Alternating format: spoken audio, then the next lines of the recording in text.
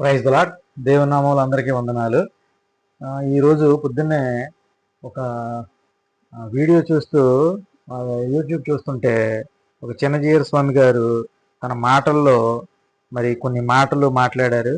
అది ఆ మాటలు చూద్దాం. మీరు చెప్పుకునేటటువంటి రామాయణం మా కథ, భారతం మా కథ, భాగవతం మా కథ, వేదాలు మా కథ. రామాయణానికి త్రేతాయుగం, భారతానికి ద్వాపర యుగం, వేదాలు అంతకుముందు ఇప్పుడు కృతయుగానికి కంటే ముందువి అని అంటే ఇదంతా కట్టు కదా, పచ్చి అబద్ధం. అంతేకాదు ఇదంతా అన్సైంటిఫిక్. మీరు చెప్పుకునే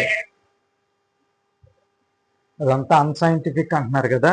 మరి మరి మనం మరి బైబిల్ జీవగ్రంథం అయినటువంటి మనకి విశ్వాసానికి మూలమైనటువంటి జీవగ్రంథములో మరి అది సైంటిఫిక్ రీజన్స్ ఉన్నాయో లేదు మనం ఒకసారి చూద్దాం.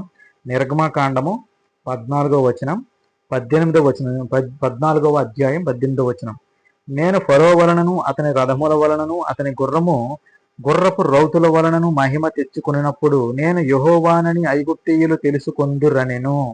ఓకే, ఆ తర్వాత ఏం జరిగింది తెలుసు. మోషే సముద్రము వైపు తన చెయ్యి చాపగా యెహోవా ఆ రాత్రి అంతయు బలమైన తూర్పు గాలి చేత సముద్రమును తొలగించి దానిని ఆరిన నేలగా చేశాను.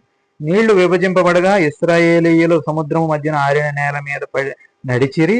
ఆ నీళ్లు వారి కుడి ఎడమల ప్రక్కలను వారికి గోడవలే నుండెను. గోడవలే ఉన్నది. ఆ తర్వాత అప్పుడు ఐగుప్తీయులు ఇశ్రాయేలీయుల ఎదుట నుండి పారిపోదము రండి, యెహోవా వారి పక్షమున మనతో యుద్ధము చేయుచున్నాడని చెప్పుకునేది. అంటే మరి దేవుడైన యెహోవా దేవుడు మరి ఐగుప్తీయుల్ని సముద్రము నడి మధ్యన ముంచేయటం అవన్నీ మనకు తెలుసు కదా. అన్న వాళ్ళందరూ విశ్వాసులైన వాళ్ళందరూ చూశారు, చదివారు. మరి దీనికి సైంటిఫిక్ రీజన్స్ ఉన్నాయి కదా, చూసారా. మరి మన దానికి ప్రతిదానికి మనకి బైబిల్కి ప్రతిదానికి సైంటిఫిక్ రీజన్స్ ఉన్నాయి. బైబిల్ గ్రంథంలో ఏది ఉన్నదో ఏది జరిగిందో అదే చెప్పింది, కల్పితాలు ఏమీ లేదు.